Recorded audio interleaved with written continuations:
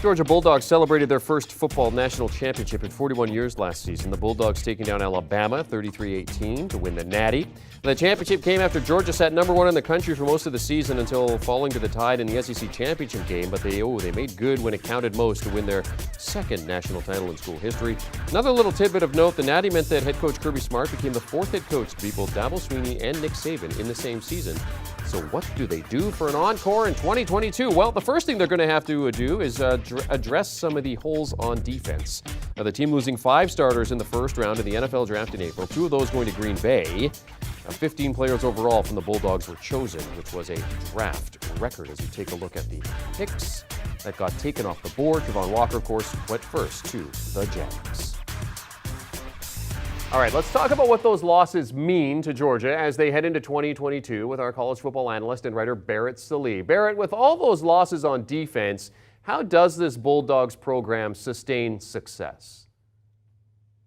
Well, I think the lifeblood of every college football program is recruiting. And Kirby Smart, when the time he got to Georgia, he cranked it up a notch. Now, Mark Richt did a pretty good job, but it has been much different since Kirby Smart took over. So they're in a mode right now where they can just plug and play. Georgia has players all over the place. In fact, you look at that defensive line, everyone talked about Jordan Davis. Jalen Carter's better. If you don't know the name Jalen Carter, get used to it. He's a better nose guard than Jordan Davis. They've still got Nolan Smith at linebacker. They've recruited extremely well there. On the back end is where it's most important. And you got a guy like Keely Ringo. Everybody knows him from the pick six that ended the national championship game last year. He's got first round potential. You'll see him come out early this year. And then Christopher Smith, obviously a guy who's been around forever at the back end of that defense as well. It is going to be a little different. I think any expectation that this Georgia team will be exactly like last year's is a little unrealistic, but they've got dudes on dudes on dudes, and you're going to see a lot of them this year. Get to have some sustained success. We saw stability at the quarterback position now with Stetson Bennett. He's established himself as QB1. This is his team. So what kind of opportunity is this for him to become a 2-time national title winner? Well, if he hasn't shed the label of walk-on quarterback yet, I don't know what people are watching, because the guy was flat out money last year and nobody recognized it. 3rd in the nation in yards per attempt.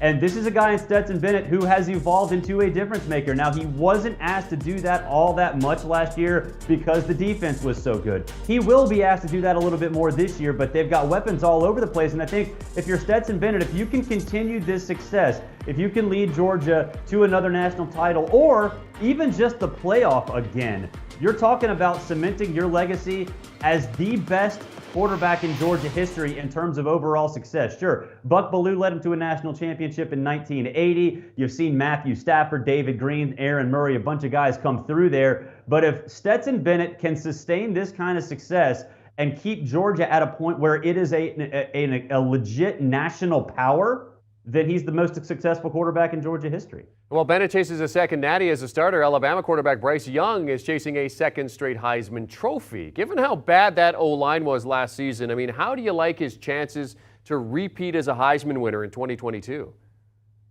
Oh, they're real good. There's no doubt about it. You're right. The offensive line was dreadful. For Bryce Young to have the season he had behind that offensive line is nothing short of a miracle. I mean, it was unbelievable how great that season was. Voters typically do not like to vote for the same guy twice. I don't care. I'm a voter. I don't really care either way, but a lot of voters don't. And you've got Will Anderson, the best defensive player in the country, on his team as well. So you might talk about splitting votes there. For the quarterback position is the most important position in the sport of football. Bryce is the best quarterback. Now, no offense to C.J. Stroud, but Bryce with a little bit of a help from his offensive line. Talking about potentially the best year in SEC history, potentially even better than Joe Burrow in 2019. So I think his chances at winning the Heisman are not as good as others think because of the fact that Will Anderson is on his team and because of the fact that voters are just apprehensive of giving it to the same guy twice. With that said, on the ballot, it says the most outstanding player in college football. I don't think there's any doubt right now that Bryce Young has a legit shot at being the most outstanding player in college football yet again. In terms of intriguing head coach hires, Brian Kelly left Notre Dame and is now at LSU, charged with getting them back into the national championship conversation. He will speak today as media days get underway for them. How curious are you, Barrett, to hear what Kelly has to say? Well, very curious because, I mean, think about this. Had it not been for Lincoln Riley going from Oklahoma to USC, this would be the biggest coaching move by far this past offseason, and it kind of has flown under the radar. I'm excited to hear about his quarterback battle between Jaden Daniels, Miles Brennan, and Garrett Nussmeier. That's one of the most intriguing quarterback battles in the entire country. But more importantly, I'm just wanting to hear how he relates his success at Notre Dame to the SEC, because on the field, I think if you look back at his history after the 2016 disaster, he changed his mindset. He became more relaxed. He became less of that red-faced Brian Kelly we saw on the sidelines all the time. I want to see if that attitude has translated and moved with him to the SEC, or if he lost that a little bit and is a little bit more intense, knowing that the landscape that he's in right now is a little bit different than when he was an independent at Notre Dame. And producer Tully missing the opportunity to put him dancing in the B-roll there, so that's a misstep there. All right, speaking of curiosity, Auburn head coach. Speaking of curiosity, Auburn head coach Brian Harsin barely hung on to his job. 6-7 season for them last year. How hot is Harsin's seat as he enters the 2022 season? Yeah, I mean, it's extremely hot. It's the hottest in the SEC. I don't think there's any doubt about that. And Harsin, look, the dynamics that play at Auburn are a little different than anywhere else in the country. He has to play the political game, and he didn't do that last year. He shut down. He tried to make the program his and his alone and didn't let the voices that are associated with Auburn football into that room. I'm curious to find out if there's a middle ground, if he has played the political game enough to appease those people. If he hasn't, 8-4 still gets him fired. If he has, 8-4 might get him a raise. And I think that's the most important part, because here at Auburn, look, I went to Auburn, I worked at Auburn, family's all Auburn fans. I know that place like the back of my hand.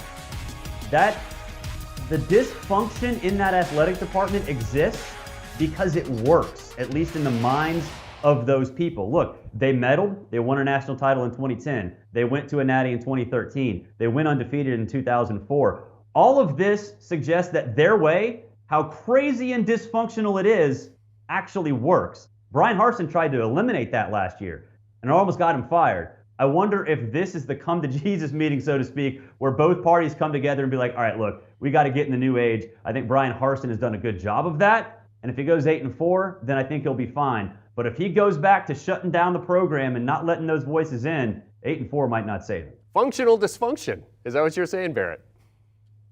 Well, I mean, honestly, isn't that the theme of all college football? Isn't that why we love it? It's beautifully dysfunctional, right? Fair. Not as dysfunctional as Auburn. Nobody's as dysfunctional as that, but close.